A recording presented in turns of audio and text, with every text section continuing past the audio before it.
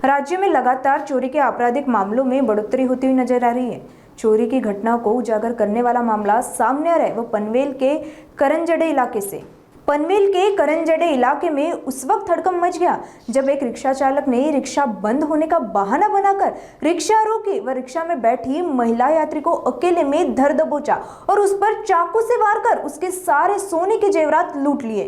जेवरात लूट कर रिक्शा चालक आरोपी फरार हो गया। तत्पश्चात पीड़ित महिला ने पनवेल शहर पुलिस थाने में शिकायत दर्ज कराई, जिसके बाद पुलिस ने मामला दर्ज कर जांच शुरू की। शुरुआती जांच में केवल रिक्शा का नंबर 4 पता चला, जिससे आसपास के सभी रिक्शाओं की जांच की गई। अंत में आरोपी अक्षय बागड़े को गिरफ्तार किया गया, जिसने कर चुकाने के लिए यह अपराध करने की बात कबूल की। पुलिस ने आरोपी की रिक्शा और चोरी के गहने जब्त कर आगे की जांच जारी रखी है। दिनांक 11 तारखेला संगीता भोईर नावाच्या गृहिणी ज्या पनवेलमध्ये राहतात या ऑटो रिक्षाने त्यांच्या राहते घरी निघाल्या होत्या। तेव्हा ऑटो रिक्षा चालकाने एका निर्जन ठिकाणी नाल्याच्या वर ऑटो रिक्षा बंद पडली हे कारण सांगून ऑटो रिक्षा थांबवली आणि मग तिच्यावर चाकूने वार केले, प्राणघातक हल्ला केला आणि त्यांच्या गळ्यातील मंगळसूत्र त्या महिलेला तिथंच तसं सोडून ऑटो घेऊन फरार झाला होता।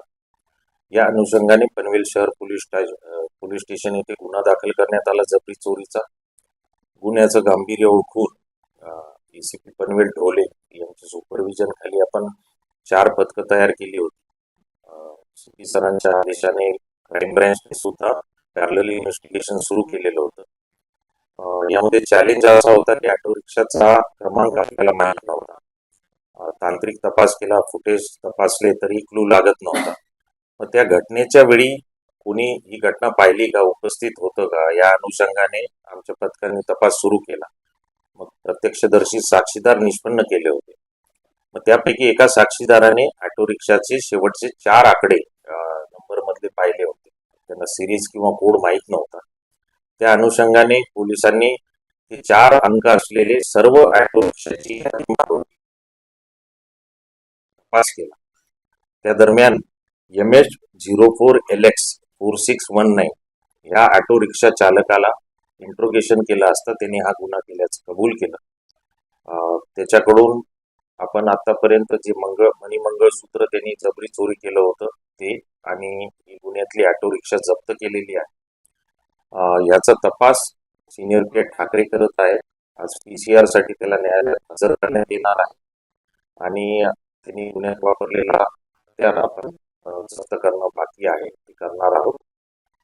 आरोपीकडे आपण प्राथमिक जो तपास झाला आहे त्यांनी सांगितलं की त्यांनी होम लोन, त्याचप्रमाणे पर्सनल लोन आणि गाडीसाठी पण लोन काढलेलं होतं।